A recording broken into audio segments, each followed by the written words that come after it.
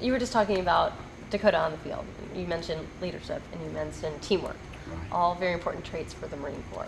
Right. So would you say that was, a natural progression for him after high school? Some kids go to college, some stay in town and work, but he chose the Corps. Once again, I think it goes back to the being challenged and the teamwork and the leadership. I think the Marines offer that.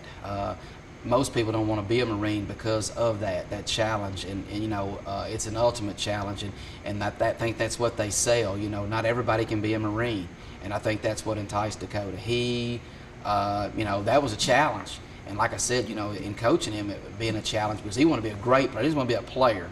He wanted to be a great player, and I think that's what the Marines did for him. They have a sense of teamwork, pride, leadership, and they expected not one Marine but every Marine to be a part of a team, to be a leader, not just but to be that. And I think that's what sold him on the Marine Corps, is that he knew that there are high expectations, and that's what he wanted. And he knew he was going to be held accountable. And that's the thing that I will say about Dakota. He didn't mind being held accountable.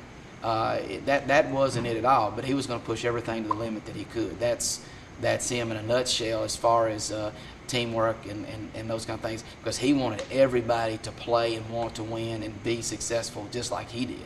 And so that is kind of the thing that I think that drove him is into the Marine Corps, is that they offered things that others didn't offer, especially college football, is that there's a lot of great college football players, but you can get in the Marine Corps and that can become a career, and I think that was the thing that kind of pushed him that direction. We learned today that Dakota was a peer tutor his senior year of high school. When you first heard that he wanted to be a peer tutor, did you think, what is this kid doing? Is he a good role model? How did that kind of develop? I think that when you go back and look at the word leadership again and those kind of things, I think Dakota just has that, it's a personal ability that he has that people automatically like him.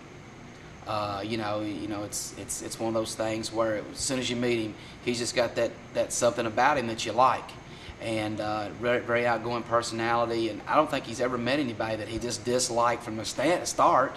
Over time you might build relationships with people you just don't like, but he is a person that immediately that people like. And I know that he worked with a special needs unit down there with Miss Tanner Ratliff, and just could build relationships with those special needs students, right off the bat. And I personally thought that it would be good and also challenging for him, because you don't know what those kids are going to do and or say to you or whatever. But he was able to get down there and mentor those young people, and they loved him, he loved them, and there was some that had never ever been out of their home before until they came to high school.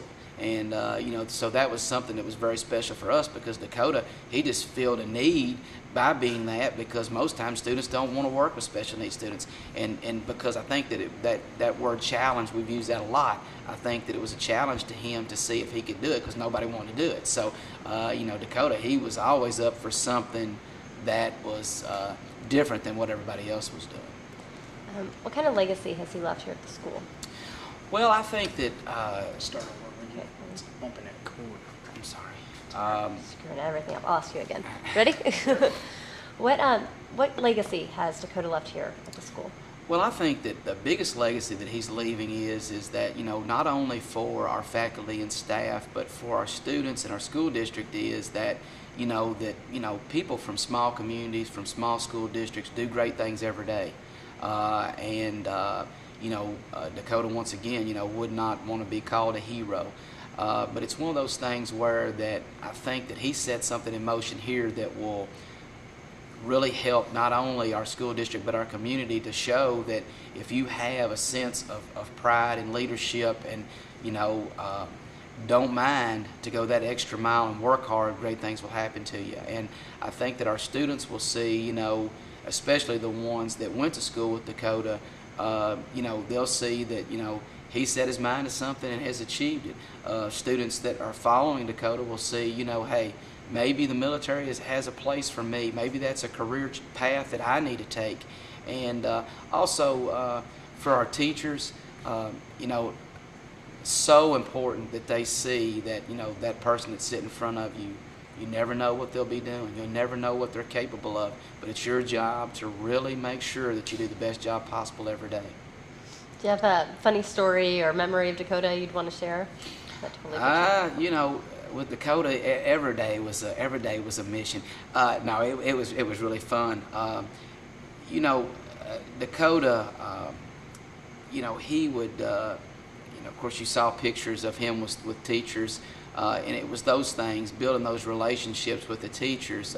You know, they all loved him. All the teachers loved him. But he could do some things that would, you know, take him over the edge a little bit of embarrassment, like the picture that you saw of him placing that ring on that teacher's finger. That is the, you know, I'm glad that you all had brought that back up. That was really good. You know, but his thing is that we would go on football trips, and the bus driver would always, you know, before we got on the trip, you know, the bus driver, he was always the one that would give the pregame speech. So Dakota decided before the driver got on there one day that he was going to get on there and give the pregame speech, and it was pretty good, you know. And he said, I hope I did as good as the driver.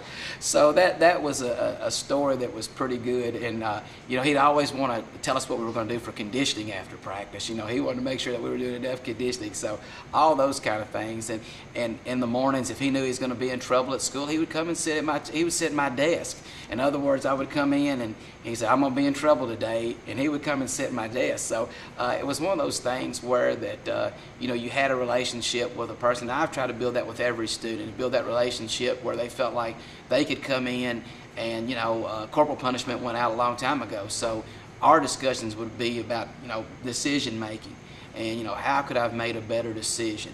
And, you know, Dakota would always take that, and, you know, whether he took it and used it or didn't use it, but that was something that he always did. So the decision-making things, you know, we talked about, and you know, I'd always say, now Dakota, when you go out of here, you know, you have to make a better decision. So those are type of things, you know, as far as being real funny. I know that when he came back from the Marines from boot camp, and we went out to a picnic with his parents and grandparents and things like that. You know, he stood at attention the whole time.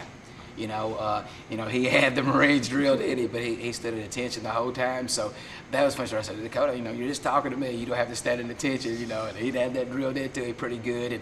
And actually, he went camping with my family. We went to the river and went camping. And, you know, he did some things down at the river, you know, like taking my kids out too deep. You know, fun things like that, you know. So, but that was just Dakota, you know. Like I say, once again, you know, just like having one of your own and being very proud of them. So, do you need to switch over? Okay. I'm just going to switch a tape. I only have like 2 more questions.